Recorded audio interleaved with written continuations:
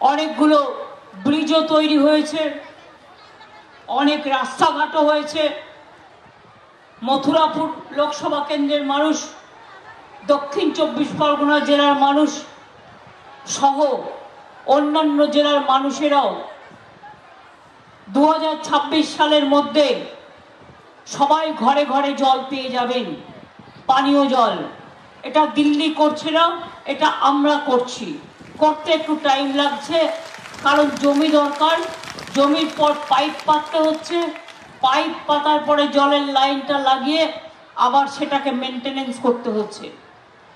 আপনারা জানেন গঙ্গাসাগরের মেলা আজকে সারা পৃথিবীর অন্যতম বিখ্যাত জায়গা, এবং ওয়েদার ঘূর্ণিঝড় আসার কথা আছে আজকাল পরশু যখন তখন।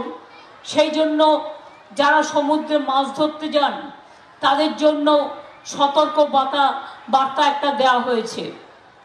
যদি সেরকম ঝড়জল হয় প্রশাসন সময় মতো ব্যবস্থা নেবে, আপনাদের যেভাবে শেল্টারগুলোতে রাখা হয় সেভাবে রাখারও ব্যবস্থা হবে। কিন্তু ততটা এখনই আমাদের কাছে নেই, কিন্তু যদি আসে আমরা সঙ্গে সঙ্গে সতর্ক করব। গঙ্গাসাগরের মানুষ আমাকে অভিষেক বলল গঙ্গাসাগরে যেতে হবে। আমি বললাম কেন? গঙ্গাসাগরে তো আমি প্রতিবার যাই, প্রতি বছর গঙ্গাসাগরের আগে আমি গঙ্গাসাগর এসে পরিদর্শন করে যাই।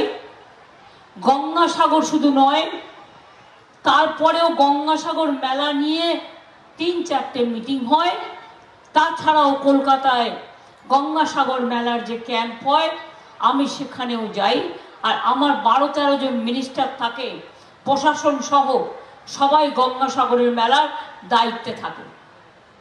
অনেক করা হয়, এবং জেনে রাখবেন দিল্লির সরকার আজ পর্যন্ত একটা পয়সা দেয়নি।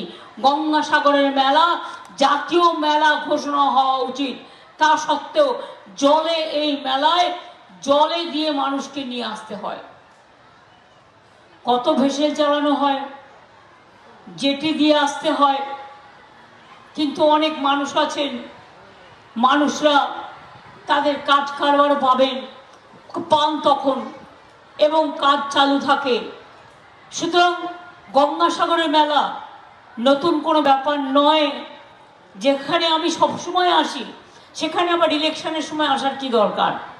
যাই হোক, যে আপনারা জানেন আগে আপনাদের এখানে এমপি ছিলেন আমাদের শ্রদ্ধেয় জেঠুয়া সাহেব, কিন্তু বছর 3 ধরে তার খুব অসুস্থতা, তিনি বিছানায় শয্যাশায়ী হয়ে গেলেন। তিনি উঠতে পারেন না, চলাফেরা করতে পারেন না। আগে যে মানুষটা ঘুরে ঘুরে বেড়াতো, সব জায়গায় যেত এবং ভীষণ ভালো কাজ করতেন, ওনার মতো এত ভালো মানুষ হয় না। কিন্তু 2.5-3 বছর ধরে উনি বেচারা বাড়ি থেকে বেরোতেই পারেননি। এই অবস্থায় হয়তো এই সময়টা উনি আসতে পারেননি, কিন্তু আগের বছরগুলোয় তিনি যথেষ্ট সময় দিয়েছেন।